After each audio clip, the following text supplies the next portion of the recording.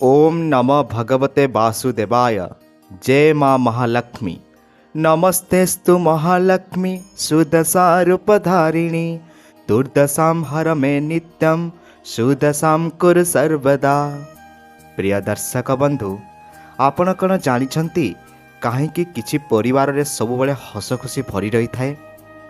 अभाव अनटन केबे सेमानक द्वार माड़े नहीं।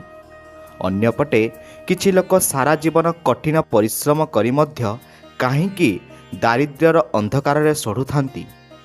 कौन एमिति एक गुप्त रहस्य अछि जहाकू पालन कले जड़े व्यक्तिर दशा बदली सुदशारे परिणत होइथाए?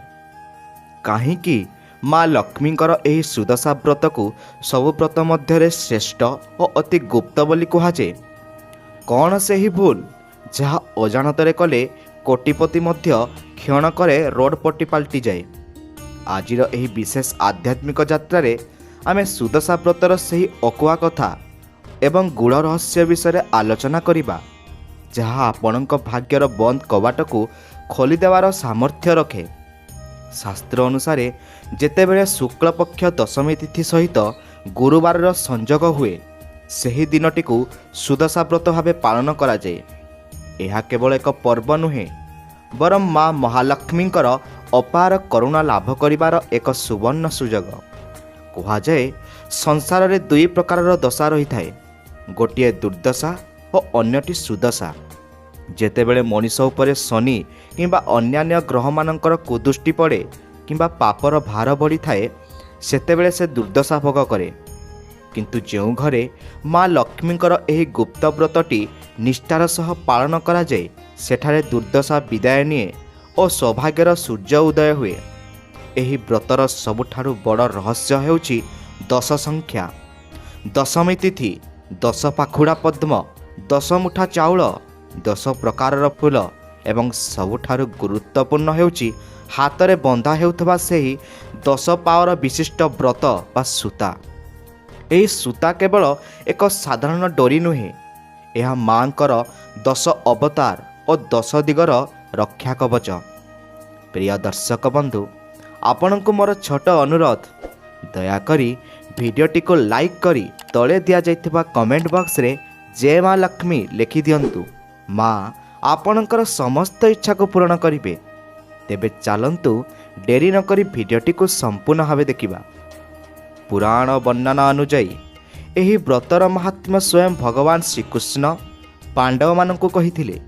जेतेबेले पांडव माने वनवास समय अति कष्टरे कालातिपात करुथिले, सेतेबेले माता द्रौपदी एही व्रत को पालन करी निजर हजि जाइथिबा सम्मान और राज्य को फेरी पाइथिले।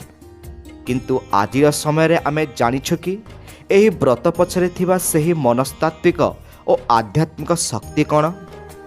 यह केवल उपवास रहिबा नुहे, यह हेउछि निज भितरे थिबा 10टी इंद्रिय को नियंत्रण करी माँ को चरण रे समर्पित करिवार प्रक्रिया।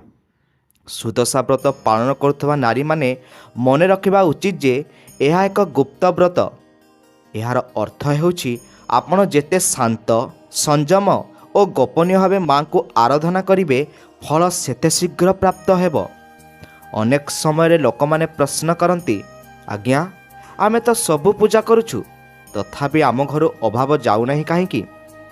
यार उत्तर एही व्रतर विधि विधान मध्य लुचि रही। सुदशा व्रतरे व्यवहृत हेउथिबा हलदिया सूता साक्षात नारायणकर प्रतीक एवं सेथिरे थिबा 10टी गंठी माँ लक्ष्मींकर 10टी स्वरूप को दर्शाए। एही व्रत को पालन करिबा समय मनरे भक्ति जेतिकी गुरुत्वपूर्ण, शास्त्रीय नियम पालन करिबा मध्य सेतिकी आवश्यक।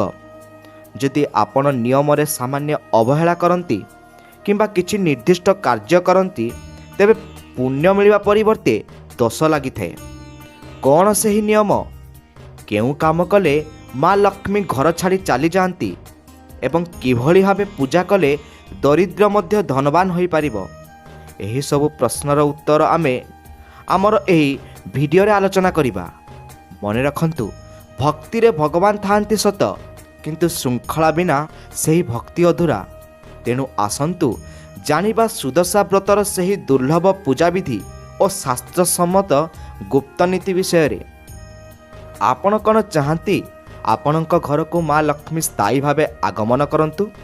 ତେବେ ଚାଲନ୍ତୁ ଜାଣିବା ସେହି ସିକ୍ରେଟ୍ ପୂଜା ବିଧି, ଯାହା ହୁଏତ ଆପଣ ପୂର୍ବରୁ କେବେ ଶୁଣିନଥିବେ। ପ୍ରିୟ ଦର୍ଶକ ବନ୍ଧୁ, ପ୍ରଥମରୁ ଆମେ ଜାଣିଲେ ସୁଦଶା ବ୍ରତର ମାହାତ୍ମ୍ୟ ଓ ଏହାର ପୌରାଣିକ ପୃଷ୍ଠଭୂମି ବିଷୟରେ।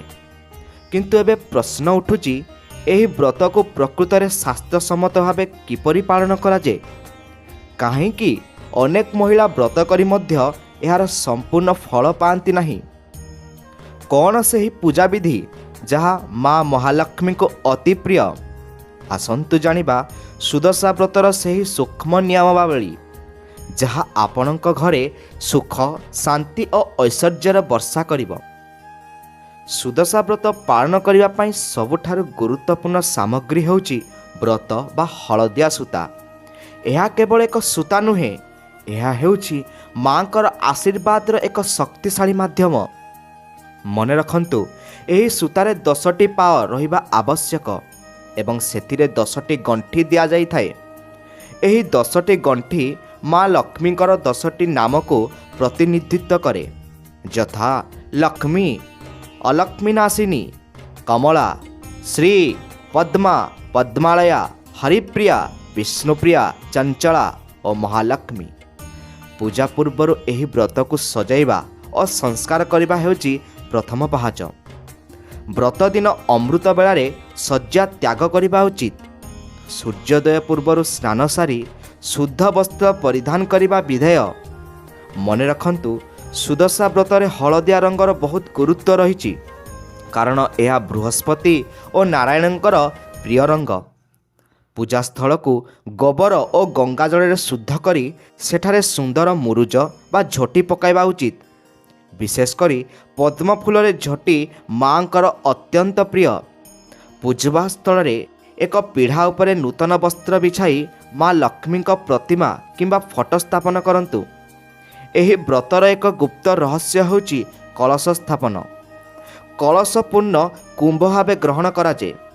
କଳସ ମଧ୍ୟରେ ଶୁଦ୍ଧ ଜଳ, ଗୁଆ, ପଇସା, ଦୁବ ରଖିବା ସହ ତାର ଉପରେ ଆମ୍ରପଲ୍ଲବ ଓ ଏକ ନଡ଼ିଆ ରଖନ୍ତୁ। ଏହି କଳସକୁ ସାକ୍ଷାତ ବ୍ରହ୍ମା, ବିଷ୍ଣୁ ଓ ମହେଶ୍ୱରଙ୍କ ବାସସ୍ଥାନ ବୋଲି ମନାଯାଏ। ପୂଜା ସମୟରେ ମାଙ୍କୁ 10 ପ୍ରକାରର ଫୁଲ ଓ 10 ପ୍ରକାରର ଫଳ ଅର୍ପଣ କରିବା ବିଧି ରହିଛି।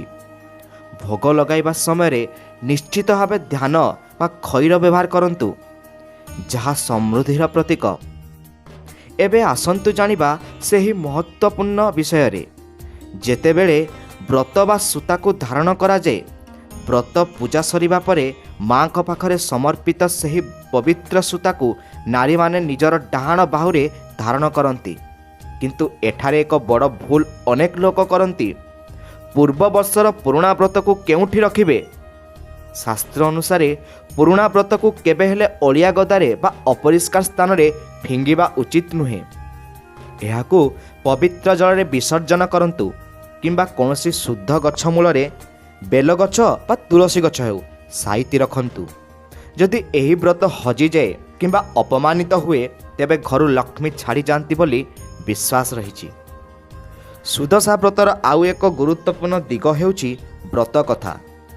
କୁହାଯାଏ, ବିନା କଥା ଶ୍ରବଣରେ ପୂଜା ଅସମ୍ପୂର୍ଣ୍ଣ ରହେ। ବ୍ରତ କଥା ପାଠ କଲାବେଳେ ମନ ସମ୍ପୂର୍ଣ୍ଣ ଶାନ୍ତ ଓ ଭକ୍ତିମୟ ରହିବା ଆବଶ୍ୟକ। ଆପଣ କ'ଣ ଜାଣନ୍ତି, ଏହି ବ୍ରତ ସମୟରେ ନାରୀମାନେ କେଉଁ ଦିଗକୁ ମୁହଁ କରି ବସିବା ଉଚିତ କିମ୍ବା ବ୍ରତଧାରୀ ମହିଳା କିଭଳି ଭୋଜନ କରିବା ବିଧେୟ? ସାଧାରଣତଃ ପୂର୍ବ କିମ୍ବା ଉତ୍ତର ଦିଗକୁ ମୁହଁ କରି ପୂଜା କରିବା ଶୁଭ ଏବଂ ସେହି ଦିନ ସମ୍ପୂର୍ଣ୍ଣ ନିରାମିଷ ଓ ସାତ୍ୱିକ ଭୋଜନ ହିଁ କରିବା ଉଚିତ। ଅନେକ ସ୍ଥାନରେ ଲୁଣ ବର୍ଜନ କରିବାର ମଧ୍ୟ ପରମ୍ପରା ରହିଛି, ଯାହା ମନର ସଂଯମତାକୁ ଦର୍ଶାଏ। କିନ୍ତୁ ଦର୍ଶକ ବନ୍ଧୁ, ପୂଜାବିଧି ଯେତିକି ଗୁରୁତ୍ୱପୂର୍ଣ୍ଣ, ସେହିଦିନ କେଉଁ ଭୁଲ କରିବେ ନାହିଁ ତାହା ଜାଣିବା ତାଠାରୁ ଅଧିକ ଜରୁରୀ। ଅଜାଣତରେ କରାଯାଇଥିବା ଗୋଟିଏ ଛୋଟ ଭୁଲ ଆପଣଙ୍କ ସାରା ଦିନର ପରିଶ୍ରମକୁ ପାଣିରେ ପକାଇ ଦେଇପାରେ। କାହିଁକି ସୁଦଶା ବ୍ରତ ଦିନ କାହାରିକୁ ଧାର ଦେବା ବା ନେବା ମନା? କାହିଁକି ସେହିଦିନ ଘରୁ କୌଣସି ଜିନିଷ ବାହାରକୁ ଦିଆଯାଏ ନାହିଁ? କ'ଣ ସେହି ଗୁପ୍ତ ଭୁଲ ଯାହା କଲେ ମା ଲକ୍ଷ୍ମୀ କ୍ରୋଧିତ ହୁଅନ୍ତି? ଏହି ସବୁ ସାଂଘାତିକ ଭୁଲ ଏବଂ ଯଦି ଆପଣ ନିଜ ଜୀବନକୁ ଦୁର୍ଦ୍ଦଶାକୁ ଦୂର କରି ସୁଦଶାକୁ ଆମନ୍ତ୍ରଣ କରିବାକୁ ଚାହୁଁଛନ୍ତି ତେବେ ଭିଡ଼ିଓକୁ ଧୈର୍ଯ୍ୟର ସହ ଦେଖନ୍ତୁ। ପ୍ରିୟ ଦର୍ଶକ ବନ୍ଧୁ, ସୁଦଶା ବ୍ରତର ମାହାତ୍ମ୍ୟ ଏବଂ ବିଧିବିଧାନ ପରେ ଏବେ ଆସିଛି ସବୁଠାରୁ ଗୁରୁତ୍ୱପୂର୍ଣ୍ଣ ଅଧ୍ୟାୟ। ଶାସ୍ତ୍ରରେ କୁହାଯାଇଛି ବିଧିହୀନମ୍ ପ୍ରମାଦେନ, ଅର୍ଥାତ୍ ଯଦି ପୂଜାରେ ଶ୍ରଦ୍ଧା ଥାଏ କିନ୍ତୁ ନିୟମରେ ପ୍ରମାଦ ବା ଭୁଲ ରହିଯାଏ ତେବେ ସେହି ପୂଜା ସଫଳ ହୁଏ ନାହିଁ। ବିଶେଷ କରି ସୁଦଶା ବ୍ରତ ପରି ଏକ ସମ୍ବେଦନଶୀଳ ଏବଂ ଗୁପ୍ତ ବ୍ରତରେ କେଉଁ ସବୁ ଭୁଲକୁ ଜଣେ ବ୍ରତଧାରା ଆଦୌ କରିବା ଉଚିତ ନୁହେଁ ତାହା ଜାଣିବା ଏକାନ୍ତ ଆବଶ୍ୟକ। ଆଜିର ଏହି ଶେଷ ପର୍ଯ୍ୟାୟରେ ସେହି ବାରଣ ବା ନିଷେଧାୟ ବିଷୟରେ ଆଲୋଚନା କରିବା ଯାହା ଆପଣଙ୍କୁ ଦୁର୍ଭାଗ୍ୟରୁ ରକ୍ଷା କରି ସୌଭାଗ୍ୟର ପଥ ଦେଖାଇବ। ସୁଦଶା ବ୍ରତ ଦିନ ସବୁଠାରୁ ବଡ଼ ଭୁଲ ହେଉଛି କ୍ରୋଧ ଏବଂ ଅଶାନ୍ତି। ମା ଲକ୍ଷ୍ମୀ ସେହି ଘରେ ସ୍ଥାୟୀ ବାସ କରନ୍ତି ଯେଉଁଠାରେ ଶାନ୍ତି ବିରାଜମାନ ଥାଏ। ବ୍ରତ ଦିନ ଯଦି ଘରେ କଳି ଝଗଡ଼ା ହୁଏ କିମ୍ବା ବ୍ରତଧାରୀ ମହିଳା ଜଣକ କାହା ଉପରେ ଚିତ୍କାର କରନ୍ତି ତେବେ ମା ଲକ୍ଷ୍ମୀ ସେହି ସ୍ଥାନ ତ୍ୟାଗ କରି ଚାଲିଯାଆନ୍ତି। ମନେ ରଖନ୍ତୁ, ଏହି ଦିନ ନିଜ ବାଣୀ ଉପରେ ସଂଯମ ରଖିବା ହେଉଛି ଅସଲ ତପସ୍ୟା। କାହାରି ନିନ୍ଦା କରନ୍ତୁ ନାହିଁ କିମ୍ବା କାହାରିକୁ କଟୁ କଥା କୁହନ୍ତୁ ନାହିଁ। ଦ୍ୱିତୀୟ ମାରାତ୍ମକ ଭୁଲ ହେଉଛି ସୂର୍ଯ୍ୟୋଦୟ ପରେ ଶୟନ। ଯେଉଁମାନେ ସୁଦଶା ବ୍ରତ ଦିନ ସୂର୍ଯ୍ୟୋଦୟ ପର୍ଯ୍ୟନ୍ତ ଶୋଇ ରହନ୍ତି ସେମାନଙ୍କ ଉପରେ ଦରିଦ୍ରତାର ପ୍ରଭାବ ବଢ଼ିଥାଏ। ସେହିପରି ବ୍ରତ ଦିନ ଦିବା ନିଦ୍ରା ବା ଦିନରେ ଶୋଇବା ଶାସ୍ତ୍ର ଅନୁସାରେ ନିଷେଧ। ଏହି ଦିନ ମନକୁ ସବୁବେଳେ ଭଗବାନଙ୍କ ନାମ ଜପରେ ନିୟୋଜିତ ରଖିବା ଉଚିତ। ଯଦି ଆପଣ ଶାରୀରିକ ଭାବେ ଅସୁସ୍ଥ ନାହାନ୍ତି ତେବେ ଦିନସାରା ସଜାଗ ରହି ମାଙ୍କର ସେବାରେ ମନ ଦିଅନ୍ତୁ। ଏକ ବିଶେଷ ଗୁପ୍ତ ନିୟମ ଯାହା ଅନେକ ଜାଣନ୍ତି ନାହିଁ ତାହା ହେଉଛି ଦାନ ଓ ଆଦାନ ପ୍ରଦାନ। ସୁଦଶା ବ୍ରତ ଦିନ ଘରୁ କୌଣସି ଜିନିଷ ବାହାରକୁ ଦିଅନ୍ତୁ ନାହିଁ କିମ୍ବା କାହାଠାରୁ କିଛି ଆଣନ୍ତୁ ନାହିଁ, ବିଶେଷ କରି ଧଳା ଜିନିଷ ଯାହା କ୍ଷୀର, ଦହି, ଚିନି କିମ୍ବା ଲୁଣ। ଏହି ଦିନ କାହାରିକୁ ଧାର ବି ଦିଅନ୍ତୁ ନାହିଁ। କୁହାଯାଏ ଏହି ଦିନ ଘରର ଲକ୍ଷ୍ମୀଙ୍କୁ ବାହାରକୁ ପଠାଇଲେ ସମୃଦ୍ଧି ହ୍ରାସ ପାଇଥାଏ। ସେହିପରି ଏହି ଦିନ କୌଣସି ପ୍ରକାରର ଆର୍ଥିକ କାରବାର ବା କରଜ ଦେବା ନେବା ଏଇଠାରୁ ଦୂରେଇ ରୁହନ୍ତୁ। ଯଦି କେହି ଭିକାରୀ ଦ୍ୱାରକୁ ଆସନ୍ତି ତେବେ ତାଙ୍କୁ ଖାଲି ହାତରେ ଫେରାନ୍ତୁ ନାହିଁ, କିନ୍ତୁ ଧନ ଅପେକ୍ଷା କିଛି ଖାଦ୍ୟଦ୍ରବ୍ୟ ଦେବା ଶୁଭ ହୋଇଥାଏ। ପୂଜା ସମୟରେ ବ୍ୟବହୃତ ହେଉଥିବା ବ୍ରତ ବା ସୂତାକୁ ନେଇ ମଧ୍ୟ କଠୋର ନିୟମ ରହିଛି। ଯଦି ପୂଜା ସରିବା ପରେ ବ୍ରତ ବାନ୍ଧିବା ସମୟରେ ତାହା ଛିଣ୍ଡିଯାଏ କିମ୍ବା ଭୂଇଁରେ ପଡ଼ିଯାଏ ତେବେ ଏହାକୁ ଏକ ଅଶୁଭ ସଂକେତ ମନାଯାଏ।